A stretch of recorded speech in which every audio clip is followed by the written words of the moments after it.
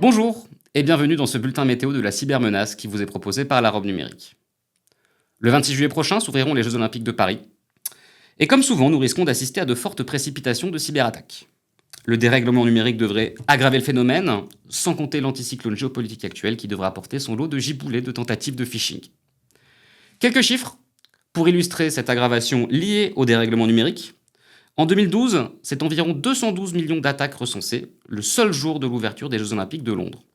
En comparaison, en 2016, à Rio, ce fut environ 500 millions de cyberattaques détectées avant la grande mousson de Tokyo en 2021, avec plus de 4 milliards de menaces cyber détectées. Cette année, les prévisions du comité d'organisation des Jeux Olympiques annoncent un risque cyber multiplié par 10 par rapport à la dernière édition.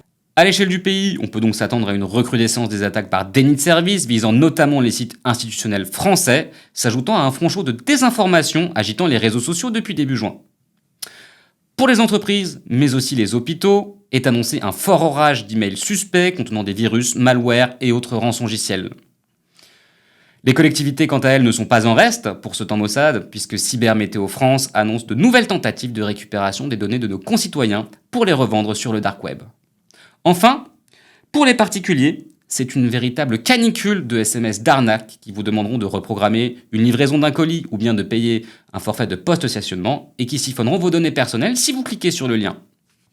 Petite pensée pour nos aînés, pour qui ce climat est particulièrement dangereux. Ces derniers pourraient être incités par leur ami Jackie à envoyer une partie de leur épargne retraite pour que ce dernier, coincé dans un pays étranger, puisse regagner la France. Quelques précautions pour éviter de subir les conséquences de cette cybermétéo capricieuse. Sortons tout d'abord le parapluie de la sensibilisation dans les administrations et les entreprises. Formez vos salariés, par exemple à l'aide de Privacy Quest, le Serious Game créé par la Robe Numérique, ou bien encore en organisant des campagnes de phishing test. Cela vaut aussi pour les particuliers. N'hésitez pas à parler de ces risques autour de vous, à vos proches, et particulièrement aux populations les plus exposées qui sont celles qui maîtrisent le moins le monde du numérique, par exemple vos grands-parents.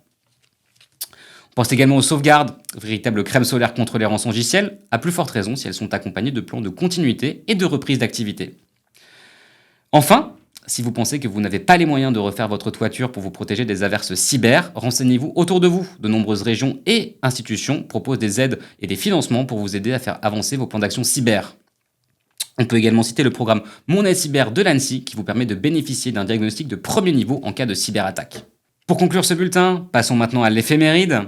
Pendant ces Jeux Olympiques, ce sera la Saint responsable de la sécurité des systèmes d'information. N'oubliez pas de leur souhaiter une très bonne fête si vous en connaissez car ils en auront bien besoin. N'hésitez pas non plus à contacter les équipes de la Robe Numérique pour tout accompagnement relatif au RGPD ou à la cybersécurité. En attendant, merci d'avoir suivi ce bulletin et à très bientôt sur les réseaux de la Robe Numérique.